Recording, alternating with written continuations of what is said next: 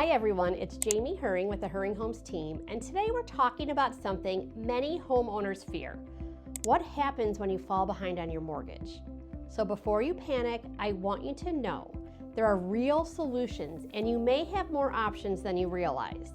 So let's walk through what actually happens when you miss payments and how to get back in control of your finances. So why this matters now?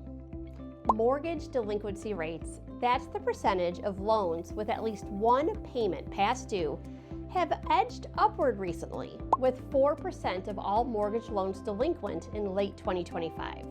While that's modest by historical standards, it does show a trend of increased stress on homeowners as inflation, high mortgage rates, and the rising living costs squeeze budgets tighter.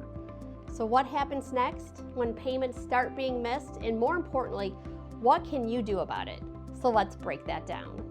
So here's the missed mortgage payment timeline. One missed payment.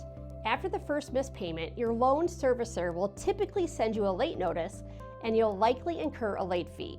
Your credit score may drop slightly, often 30 to 100 points depending on your credit history, which can make future borrowing more expensive. Two missed payments? At around 60 days behind, servicers will become more persistent with communications. Your account is now seriously delinquent and you're going to see bigger credit score impacts. 3 to 4 missed payments, 90 days late. At this stage, foreclosure proceedings can begin. Foreclosure isn't instant. In many states, the legal process can take months or even over a year. Still, this is a critical window where choices matter. Even though foreclosure starts have ticked up compared to the last year, the percentage of loans actually in foreclosure remains quite low, under 1%. So again, missing a payment doesn't equal instantaneous loss of your home. There's room to act. Solution number 1, talk to your lender before it gets worse. One of the first and most effective steps you can take is to talk with your lender early. Lenders want to avoid foreclosure just as much as you do. It's costly and time-consuming, so many will work with homeowners on options known as loss mitigation. What can this include? Well, loan modification, the adjustment of the loan terms, such as lowering your interest rate or extending your repayment timeline to make your monthly payments more affordable. They could do a forbearance plan that temporarily reduces or pauses your payments while you recover financially. Later, you have to work through a repayment plan to catch up. Or then there's a repayment plan. They add the past due amounts back into your schedule that fits your budget so you can become current without a huge lump sum due all at once. Why this matters? According to the government mortgage data, tens of thousands of homeowners get foreclosure prevention help every quarter, including permanent modifications and forbearance plans that help them stay in their current homes. Early communication is not a weakness, it gives you options. Before you worry, many homeowners have significant equity in their home. Here's a part too many people overlook: the equity. Even though home price growth has slowed down since the pandemic, you as homeowners still collectively hold $17 trillion in home equity, which is an average of around $300,000 per homeowner with a mortgage.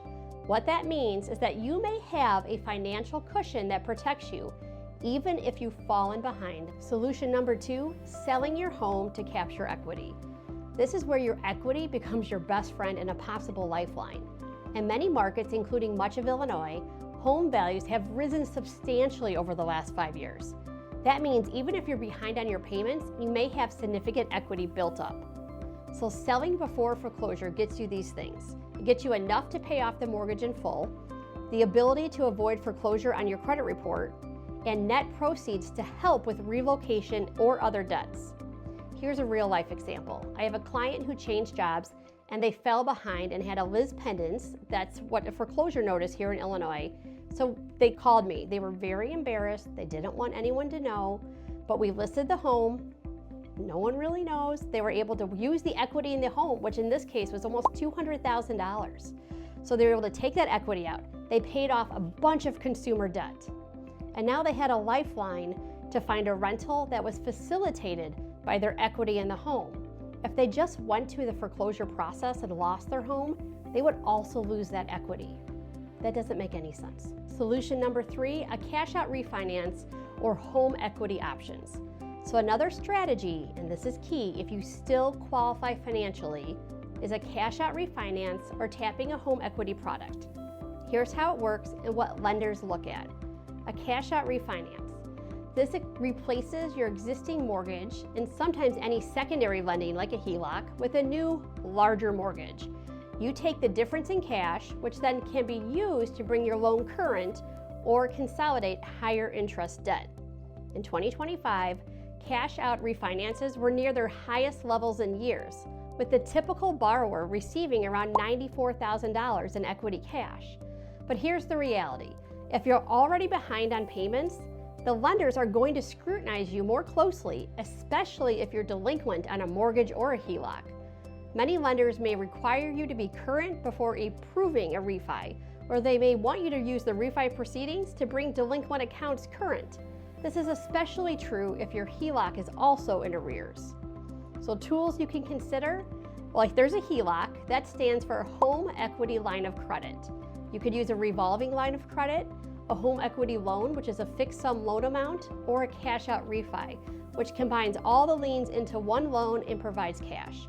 The key, these aren't magic fixes, but if you qualify, they can give you breathing room and let you stay in your home. Solution number 4, short sale. If you owe more than your home is worth, or if selling normally won't leave you whole, a short sale may be an option. So here's how a short sale works. 1, it isn't short, but you sell your home for less than what you owe. The lender must approve the sale and accept less than the payoff balance. But in many cases, the lender forgives the deficiency, which is the difference you still owe. Short sales take time and cooperation from your lender, but they allow you to exit a home without going through foreclosure and potentially preserving your future borrowing power better than a foreclosure would. So why do lenders consider this? It avoids the expense and time involved in the foreclosure process, and it gets their money repaid faster than a foreclosure typically would. Short sales aren't the easiest option. They require documentation, negotiation, and patience. But for many homeowners, they can be a lifeline. My final takeaways: missed payments don't instantly mean you lose your home. Most homeowners remain current or negotiate before ever entering foreclosure. And because U.S. homeowners hold historic amounts of equity, even if the recent price growth has slowed, you may have options that protect your credit and your financial future. Selling strategically, refinancing if possible, modifications, forbearance, and short sales all can be part and should be part of your toolbox. If you're watching this because you're behind and stressed, take a deep breath. You don't have to navigate this alone. A local real estate professional, a mortgage counselor, or housing attorney can help you explore the right path for your solution. If this helped you, hit like, subscribe, and comment below with your questions. I'd love to help you take your next step. See you next time.